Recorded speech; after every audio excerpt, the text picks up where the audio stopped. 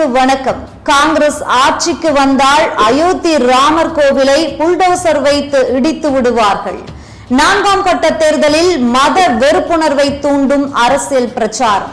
5ஆம் கட்ட தேர்தலில் நாட்டை பிளவுபடுத்தும் பிரச்சாரம். எங்க போகிறது இந்த பிரச்சார களம்? விரிவாக பார்க்கலாம். நாடு முழுவதும் மக்களவை தேர்தல் நடைபெற்று வருகிறது. கிட்டத்தட்ட 7 கட்டங்களாக நடைபெற்று வருகிறது. 4 கட்டமான வாக்குப்பதிவு நிறைவு பெற்றது. சரி, இதை ஏன் இப்ப பேசணும் அப்படின்னா, 4ஆம் கட்ட தேர்தல் பரப்புரையின் போது பிரதமர் மோடி அவர்கள் பேசிய பேச்சுக்கள் நாடு முழுவதுமே அதிர்வலைகளை கிளப்பி இருந்தது. இஸ்லாமியர் மீதான வெறுப்பு அரசியல் பிரச்சாரத்தை முன்னெடுத்திருந்தாரு. என்ன சொல்லியிருந்தார் அப்படின்னா, நான் காங்கிரஸ் ஆட்சிக்கு வந்தால் நாட்டின் சொத்தில் ஊடுருவல்காரர்களுக்கே முன்னுரிமை அளிக்கப்படும், நாட்டில் அதிக குழந்தைகளை பெற்றுக் கொள்பவர்களுக்கே முன்னுரிமை அளிக்கப்படும், இந்துக்களின் தாலியை பறித்து அவங்களுக்கு கொடுத்துடுவாங்க அப்படிங்கிற பிரச்சாரத்தை எல்லாம் முன்வைத்திருந்தார் 4ஆம் கட்ட தேர்தல். 5ஆம் கட்ட தேர்தல் பிரச்சாரத்துக்கு போகும்போது நான் அப்படி பேசினேனா, நான் அப்படி சொல்லவே இல்லை, நாட்டுல அதிக குழந்தைகளை பெற்றுக்கொள்பவர்கள் அப்படின்னாவே இஸ்லாமியர்கள் தானா, காங்கிரஸிற்கு இஸ்லாமியர்கள் மீது ஏன் இவ்வளவு வெறுப்பு அப்படின்னு கேள்வியெல்லாம் அடுக்கிய பிரதமர் மோடி அவர்கள் இந்துக்களின் தாலியை பறித்து யாருக்கு கொடுத்து விடுவார்கள் அப்படின்னு நான் சொன்னேங்கிறதையும் தெளிவா சொல்லியிருக்கலாம். அதையெல்லாம் சொல்லல. நான் அப்படி இஸ்லாமியர்கள் மீது வெறுப்பை தூண்டுற வகையில நான் பேசல, நான் இஸ்லாமியர்கள் எங்கேயுமே சொல்லவே இல்லை அப்படிங்கிற மாதிரியான விஷயத்தை தான் 5ஆம் கட்ட தேர்தல் பரப்புரைக்கு முன்பாக ஒரு பேட்டியின் வாயிலாக தெரிவிச்சிருக்கிறார். அப்படி என்ன அப்படின்னா, அந்த பரப்புரையிலிருந்து பிரதமர் மோடி அவர்கள் பின்வாங்கி இருக்கிறார். அதையும் தாண்டி என்ன சொல்லிருக்கார் அப்படின்னா, என்றைக்குமே இந்துக்கள் இஸ்லாமியர்கள் அப்படின்னு பிரிவினையை தூண்டும் வகையில் நான் பேச மாட்டேன், அன்று நான் பிரதமராக பதவியில் உட்கார்ந்திருக்க மாட்டேன் அப்படிங்கிற விஷயத்தையும் அவர் பேசி இருக்கிறார்.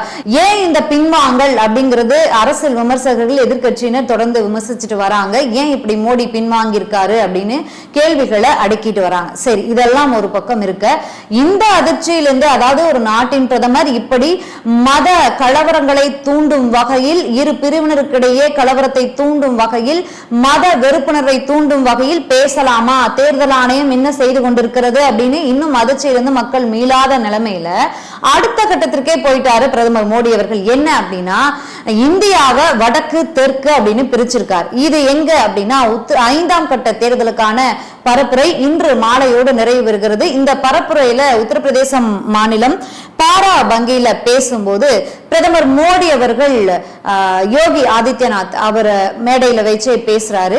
என்ன அப்படின்னா, காங்கிரஸ் ஆட்சிக்கு வந்தால் வழக்கம் போல பேசியதுதான், காங்கிரஸ் ஆட்சிக்கு வந்தால் அயோத்தி ராமர் கோயில புல்டோசர் வச்சு இடிச்சு விடுவாங்க, ஆனா இந்த புல்டோசரை எங்கெங்க பயன்படுத்தணும் அப்படின்னு முதல்வர் யோகி ஆதித்யநாத்துக்கு நல்லாவே தெரியும் அப்படின்னு சொன்னார்.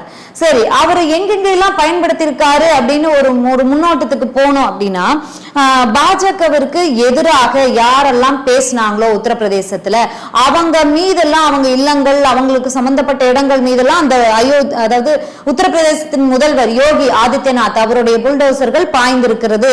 இதற்கு எடுத்துக்காட்டா சொல்லணும் அப்படின்னா எல்லாருக்குமே தெரிஞ்ச ஒரு விஷயம், பாஜகவின் செய்தி தொடர்பாளரான நுபுர் சர்மா ஒரு தொலைக்காட்சி விவாதத்துல கலந்து கொண்ட போது முகமது நபிகள் குறித்து ஒரு அவதூறான சர்ச்சைக்குரிய கருத்துக்களை தெரிவிச்சதுனால அவருக்கு எதிராக பல இடங்கள்ல போராட்டங்கள் நடைபெற்றது. அதுல உத்தரப்பிரதேசத்துல நடந்த போராட்டத்துல அஃப்ரின் ஃபாத்திமா அப்படிங்கிற பெண்ணுடைய தந்தை கலந்து கொண்டார். இந்த போராட்டத்துல அவர் கலந்து கொண்டு சில நாட்கள்லேயே அவருடைய இல்லம், அதாவது அஃப்ரின் ஃபாத்திமா அவருடைய தந்தை கலந்து கொண்டார் இல்லையா, அவங்க இல்லம் இடிக்கப்பட்டது யோகி ஆதித்யநாத் அவருடைய புல்டோசர் கொண்டு. இந்த மாதிரி சிறுபான்மையினர் அதிகம் வசிக்கக்கூடிய இடங்கள்ல இவங்க நாட்டுக்கு எதிரான விஷயங்களை பண்றாங்க, இந்த இடம் நாட்டுக்கு நம்மளுடைய மாநிலத்துக்கு ஆகாத இடம் அப்படிங்கிற மாதிரியான விஷயங்களை முன் வச்சு பல நேரங்கள்ல உத்தரப்பிரதேசங்கள்ல பல இடங்கள்ல திடீரென்று புல்டோசர் வச்சு பல இல்லங்கள், பல வீடுகள், பல பில்டிங்குகள் இடிக்கப்பட்டிருக்கிறது. இது நாடே அறிஞ்ச விஷயம்தான். இந்த விஷயத்தை உச்ச நீதிமன்றமே கேள்வி கேட்டிருக்கிறது. எந்த கொள்கையின் அடிப்படையில் முறையில புல்டோசர் வச்சு நீங்க இடிக்கிறீங்க அப்படிங்கறது உச்சநீதிமன்றமே கேள்வி கேட்டிருக்கிறது. உச்சநீதிமன்றமே அதிருப்தியை தெரிவிச்ச அந்த விஷயத்திற்கு பிரதமர் மோடி அவர்கள் தற்போது ஆதரவை தெரிவிச்சிருக்கிறார் அப்படிங்கிற ஒரு விஷயமும் இருக்கு. இதுதான் அதாவது யோகி ஆதித்யநாத்துடைய புல்டோசர் என்ன செய்யும் அப்படின்னா இந்த மாதிரி சிறுபான்மையிற்கு எதிரான விஷயங்களை தான் செய்யும்.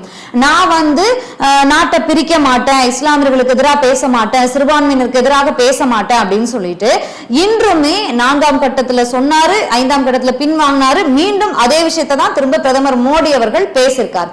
இதையெல்லாம் தாண்டி அடுத்த கட்டத்துக்கு எங்க போயிருக்கார் அப்படின்னா நாட்டை வடக்கு தெற்கு அப்படின்னு பிரிக்கிறார். ஏன் அப்படின்னா உத்தரப்பிரதேசம் பாராபங்கியில பேசிய பிரதமர் மோடி அவர்கள் அதாவது உத்தரப்பிரதேசத்தை கடுமையாக தென் மாநிலங்கள் சாடுகிறது, உத்தரப்பிரதேச முதல்வரை தென் மாநிலங்கள் எள்ளி நகையாடுகிறது, உத்தரப்பிரதேசத்தை இழிவாக பேசுறாங்க, சனாதனத்தை கேவலமா பேசுறாங்க, சனாதனத்தை அழிக்க பாக்குறாங்க.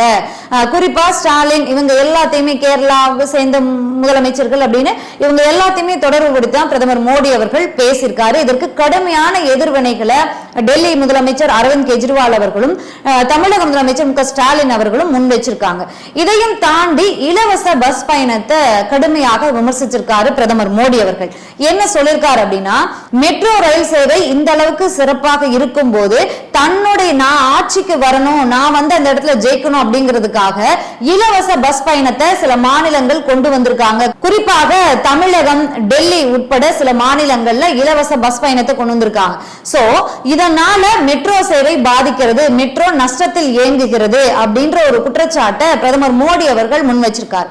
இதற்கு தமிழகத்திலிருந்து பதில் கொடுக்கப்பட்டிருக்கிறது. என்ன அப்படின்னா 2019 மக்கள் எந்த அளவுக்கு மெட்ரோ சேவையை பயன்படுத்தினார்களோ அதை விட மும்மடங்கு 2023 அதிகரித்திருக்கிறது. மெட்ரோவின் மூலமாக கிடைத்த வருவாயை வைத்து அதன் அடிப்படையில் கணக்கு சொல்லப்பட்டிருக்கு.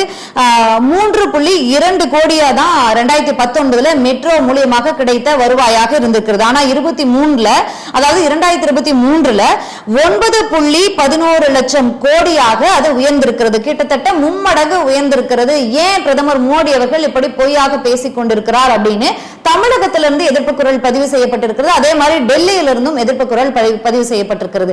அதாவது மற்ற மாநிலங்கள், மற்ற கட்சிகள் கொண்டு வரக்கூடிய இலவசங்களை விமர்சிக்கும் பிரதமர் மோடி அவர்கள் பாஜகவிலேயே எத்தனை இலவச வாக்குறுதிகளை கொடுத்திருக்காங்க அப்படிங்கறதையெல்லாம் பார்க்கணும் இல்லையா? அந்த விமர்சனங்களையும் முன் வச்சிருக்காங்க.